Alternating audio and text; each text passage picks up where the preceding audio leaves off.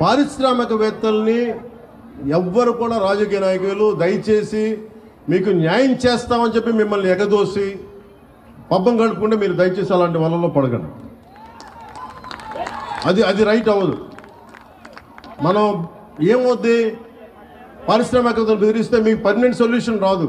మీ అందరికీ తల 10,000 25,000 పడేసి నాయకుల కింద ఇచ్చేసి చేతులు దులుపుకొని వెళ్ళిపోతాను. నేను అలాంటి చేయడానికి రాలా, అలాంటివి నేను చేయను.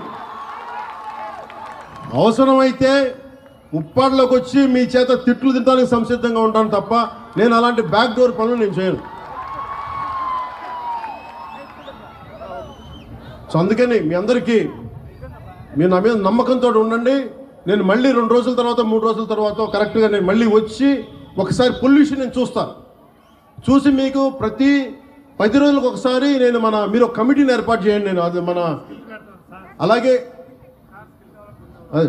అలాగే మంచి పరిశ్రమల్లో కూడా స్కిల్ డెవలప్మెంట్ గురించి ఒకటి మాట్లాడమని చెప్పారు.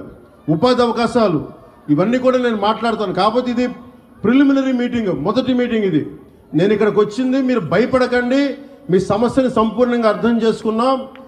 ఒక డిప్యూటీ సీఎంగా కాదు, ఎమ్మెల్యేగా కాదు, మీలో ఒకటిగా నేను ఉన్నాను అని చెప్పడానికి వచ్చాను ఇక్కడికి. అందుకని 3 రోజుల తర్వాత వచ్చి మీకు time to time deputy CM పేషీ నుంచి మీకు మీడియా దగ్గర నుంచి మన కూటమి నాయకుల దగ్గర నుంచి అందరి తరఫున మీకు తెలియజేస్తాం. ఏ మాత్రం మీకు కోపం ఉన్నా తాపం ఉన్నా మీరు దెబ్బలు తినడానికో మీ చేత తిట్లు తినడానికి నేను సంసిద్ధంగా ఉన్నాను. నేను ఎక్కడికి పారిపోను, ఇక్కడే ఉంటాను.